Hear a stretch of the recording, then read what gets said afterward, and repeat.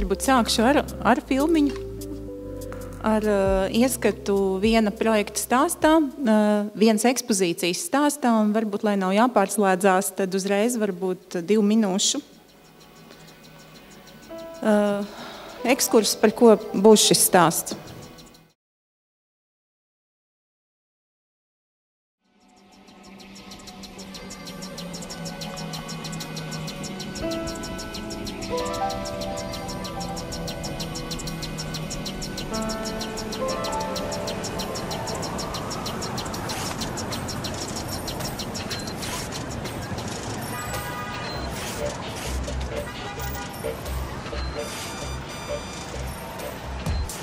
Mēs paši to jūtam, kad šīs mūsu monētas, gandrīz katra, var teikt, ir oriģināls mākslas darbs.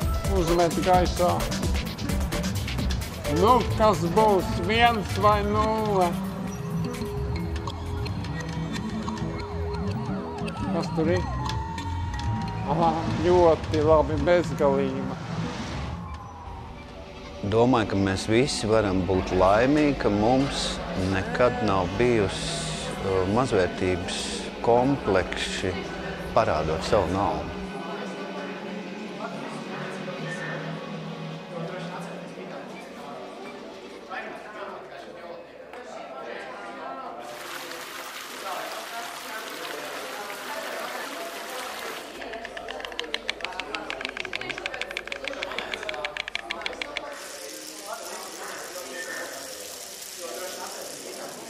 Nav svarīgi, ar ko, ar kādiem līdzekļiem, ar kādiem instrumentiem tu darbojies, bet svarīgi, ko tu gribi pateikt. To akmeni mazliet pārveidot, ja es viņu varu uztaisīt mazliet ar tādu graudaināku faktūru. Viņš mazliet varbūt aktīvāks būs un dzīvāks.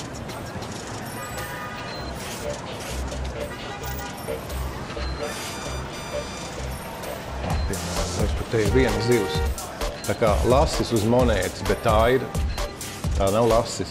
Un tāda ir tā mana pasaule. Tagad tas jūsu uzdevums ir zīmēt savu pasauli, bet zīmējiet savu pasauli. Nu, lai jums sanāk.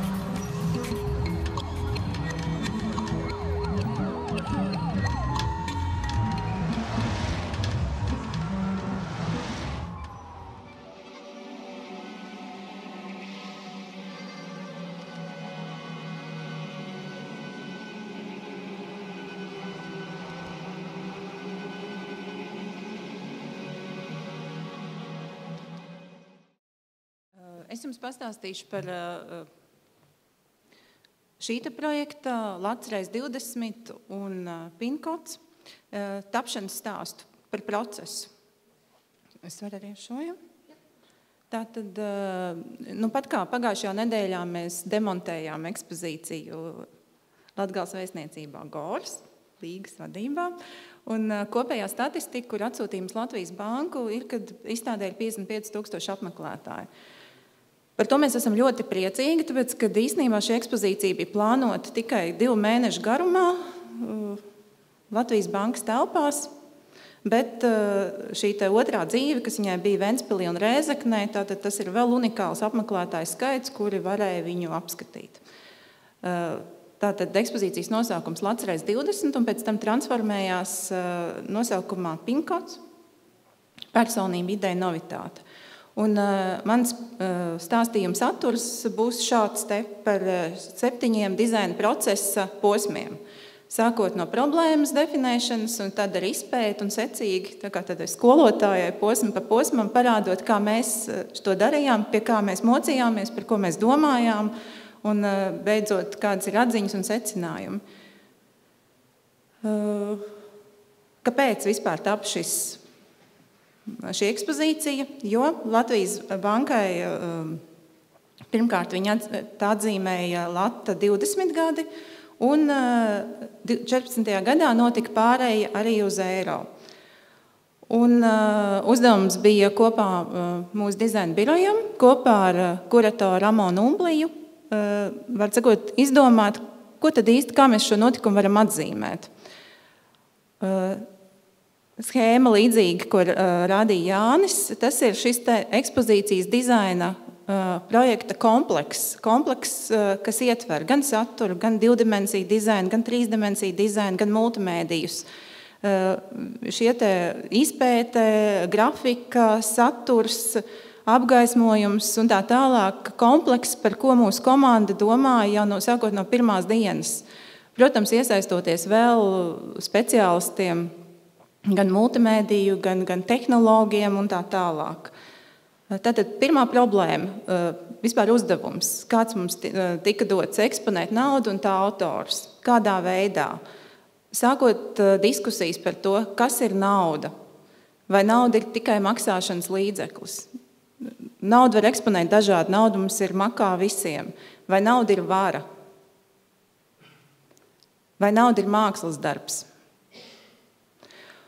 Un rezultātā mūsu pieeja bija uzlūkot naudu kā mākslas darbu, parādot šos te daudzos apmēram 40 vai vairāk Latvijas māksliniekus, kas katrs strādā absolūti dažādās jomās.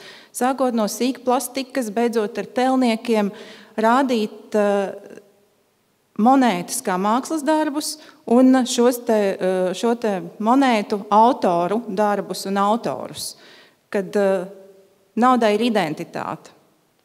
Nauda ir izlikta arī šī ekspozīcijā, kā dizaina paraugs. Naudas dizains ir arī ietverts Latvijas kultūras kanonā. Un aiz katras šīs monētas stāv grupa ar cilvēkiem, ar māksliniekiem, lieliskiem māksliniekiem un arī lielisku komandas darbu. Tātad pētījām naudu, pētījām māksliniekus, pētījām dotās telpas, kurās nedrīkst iedzīt ne nagliņu, ne skrūvīti, neko, pilnīgi neko.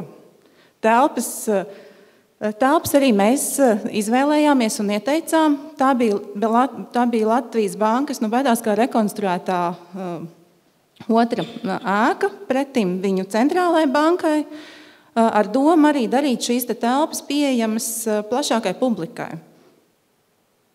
Tātad, neskatoties, kad uzdevums bija komplicēts, bez skrūvēm, bez naglām un tā tālāk, mēs tomēr nolēmām, ka tas ir tā vērts, lai uz šiem 2 mēnešiem skatītājs varētu ienākt telpā un skatīt šo te stāstījumu laikā un telpā. Un tas ir arī primārais, jebkurā ekspozīcijā, kad ekspozīcija ir stāsts telpā un laikā. Un jautājums, kā to izstāstīt. Un centrā ir apmeklētājs cilvēks, kuram ir jāiedarbojās ar šo te ekspozīciju. Tā nav pasīva vērošana, tā ir aktīva iesaiste. Kā mēs formulējām šo ideju? 5 telpas dotās, kas mums bija 5 tēmas, 5 stāstījumu veidi. Šīs 5 telpas un 5 tēmas. Es tā pastāstīšu sīkāk par katru, kā mēs nonācām līdz katras no pirmām skicēm, pirmām idejām līdz realizācijai. Šis ir ekspozīcijas plāns, šīs telpas, kā tas arī izvietojās. Un sākot no pirmā, no ievada, kurā šī dizaina ideja bija kustība. Nauda ir kustībā, nauda ir apgrozībā. Tikai tā darbojās ekonomika. Arī ievadu un ideja un šis ieejas uzdevums bija dabūt apmeklētāju ātri cauri šim ieejas mezglam un dabūt iekšā zālē. Līdz ar to izmantojot multimēdijus, šo projekciju, kad nauda ir kustībā, mēs neko nesitot, nestiprinot pie sienām, mēs ievedam apmeklētājus zālē, jubilejas monētu zālē. Savukārt, jubilejas monētu zāle pēc neskaitāmām diskusijām un meklējumiem nonācām pie kopīgas idejas, kad visu šo dažādo mākslinieku un autoru kopējais darba instruments ir zīmulis. Lai tas būtu grafiķis, glaznotājs vai tēlnieks, pirmās idejas jebkuram māksliniekam to par zīmuli. Un zīmuļu grafīts bija šī dizaina forma, kurā mēs ielikām šos autorus un autoru darbus, kas arī ir savā ziņā pērles un kristāli, ielikām viņus grafītu kristālos. Jo zīmuļa centrālās satura grafītu un grafīta šī struktūra ir šāda ķīmiskā formula. grūtākais posms, kas ir izmisums, es domāju, jebkuram no jums, kas strādā, kad tu nezini, arī varbūt pirms nāk šī ideja, grafīta ideja, kad jebkurš mēs saskaramies ar šo, kad liekas, šoreiz neko mēs nevaram izdomāt, nekas nav pietiekami labi. Un tas ir grūtākais, pamatot, kāpēc mēs lietojam vienu formu un ne citu. Šeit jūs redzat arī skices un idejas ne tikai grafītam, bet arī kaut vai mākslinieku darbnīcas galdam, kā mēs apmēram virzījāmies, kamēr nonācām līdz šai grafīta idejas struktūrai un tālāk maketējot, meklējot gan analogām metodēm, gan digitālām metodēm, kā mēs apmēram virzījāmies uz šo dizaina realizēšanu. Pēc tam šī 4. stadija, dizaina realizēšana, kad tiek jau rasēts, mērīts, projektēts, izmantojot datorus, atlasīts, atkal mērīts, meklējot, kā labāk izvietot šo saturu, monētas un autoru darbus, tiek jau izstrādāts detalizēts dizains un atlasīšana. Maketējot vēlreiz dabā un cita tipa jau precīzākos maketos. Vai būs pietiekami nolasāmi, vai būs skaidri. Pēc tam nonākot jau līdz 6. stadijai, kad ir šī prototipēšanas fāze, kad tiek izgatavots prototips 1:1 mērogā, tajos liktas iekšā grafikas, digitālie mēdīji, pārmērīts un tā tālāk. Telpas, kādās mēs ienācām. Latvijas bankas skaistās telpas, tukšas, neko pie sienām nedrīkst likt, un process, kad notiek šī montāža.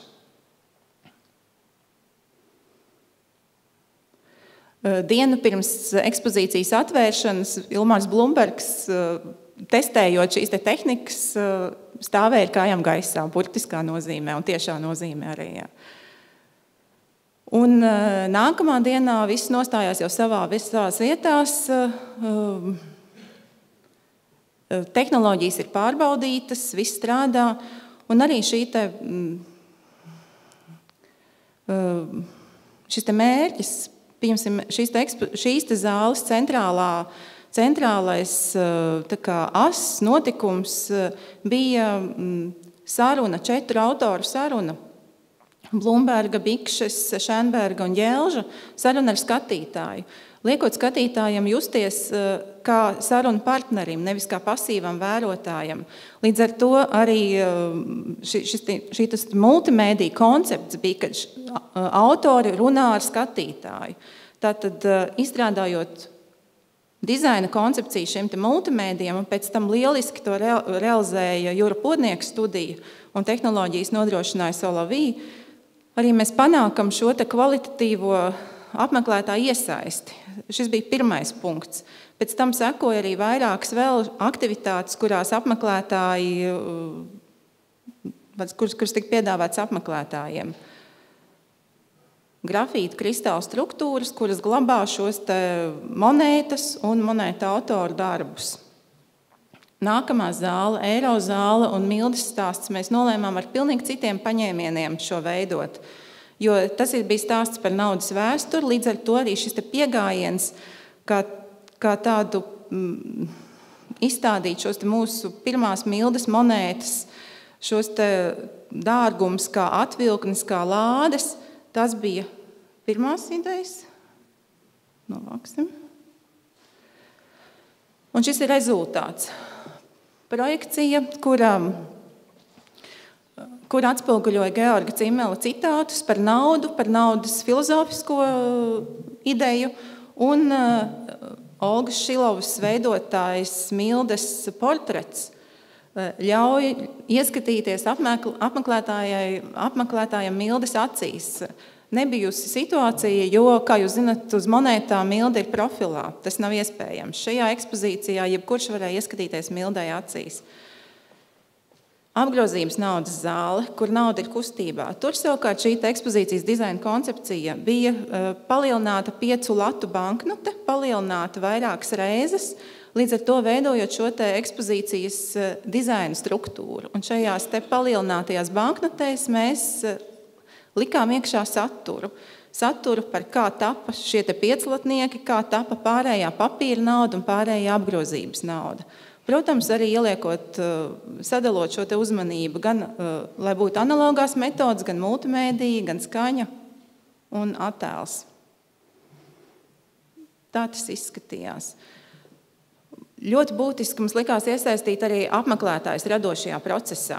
Tāpēc bija radošā darbnīca. Un mēs kā dizaineri arī esam tie, mūsu komanda, kas, manuprāt, neviena ekspozīcija nav iedomājama bez šādas kompleksas pieejas.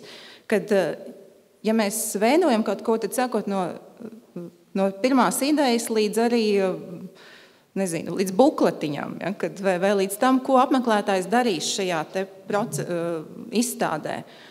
Un tur šī ideja bija, ja tās ir darbnīcas, mēs nespēsim nodrošināt, ka katru dienu darbnīcās piedalīsies kāds mākslinieks. Līdz ar to mēs izvēlējāmies, cik bija laikam 4 autori, kuri virtuāli vadīja šīs te darbnīcas. Tā jau ir nākamā stadija, kad mēs bijām noformulējuši šo te dizaina ideju, un pēc tam paralēli šai te galda projektēšanai notika šo te 4 autoru filmēšana jau konkrētajā vidē, konkrētajā interjerā. Un tas bija arī tas pats, kas iepriekšējiem 4 runātājiem, kas bija tāds ekspozīcijas centrālās. Tātad Gunārs Kraulis, Juris Petraškēvits sēž galda galā un vada šīs te daudzās darbnīcas.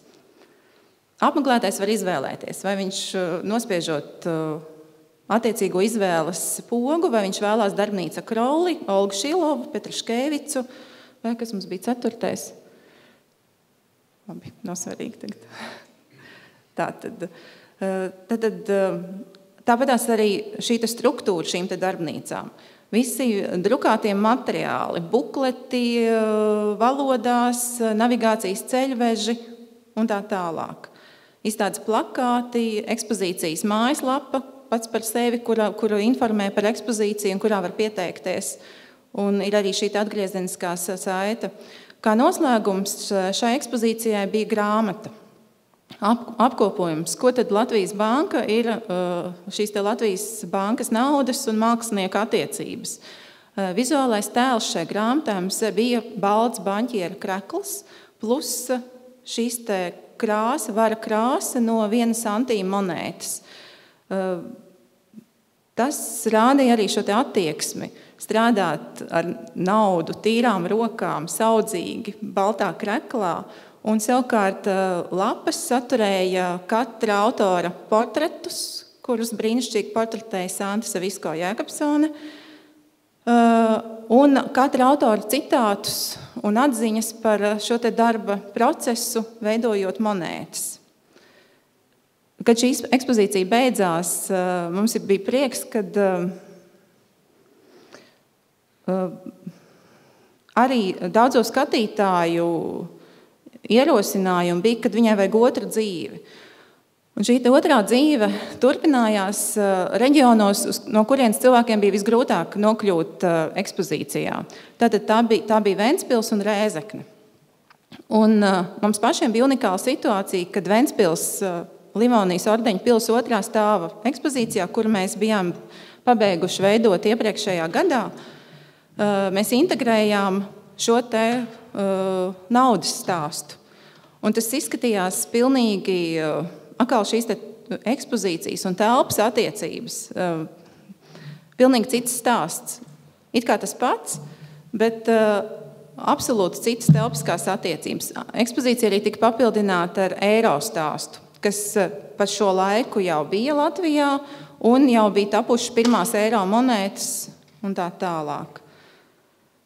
Tātad Ventspils stāsts un pēc tam Latgales vēstniecībā Gors. Arī citas pilnīgi telpiskās attiecības, bet stāsts tas pats un Latgales vēstniecībā Gors bija apmeklētāju, protams, rekords. Dēļ tā, ka viss šīs izstādes bija bezmaksas izstādes. Protams, Ventspils muzejā tā ir muzeja biļetes cena, bet pārējās vietās absolūti bez maksas. Un tas ir tas veids, kā es varu pastāstīt šo te vienas ekspozīcijas stāstu. Plus mīnus šis stāsts ir līdzīgs jebkurai ekspozīcijai par šiem te 7 dizaina posmiem. Un šis te 7. posms, atziņas un secinājumi, ir cieši saistīts ar šo te ētikas jautājumu. Jebkurai ekspozīcijai. Ko es varu darīt, lai šī ekspozīcija būtu labāka, pieejamāka, sociāli atbildīgāka, arī no materiāla izvēles puses, vai mēs izvēlamies materiālus, kas ir ražoti Latvijā, vai mēs izvēlamies materiālus, kurus ir pēc tam viegli pārstrādāt, vai mēs strādājam uz legālām programmām, ar legāliem fontiem un tā tālāk. Un tā ir katra paša sociāla atbildība, kas tomēr summējās šādos publiskās lietošanas manifestācijās savā ziņā. Atziņas un secinājumi.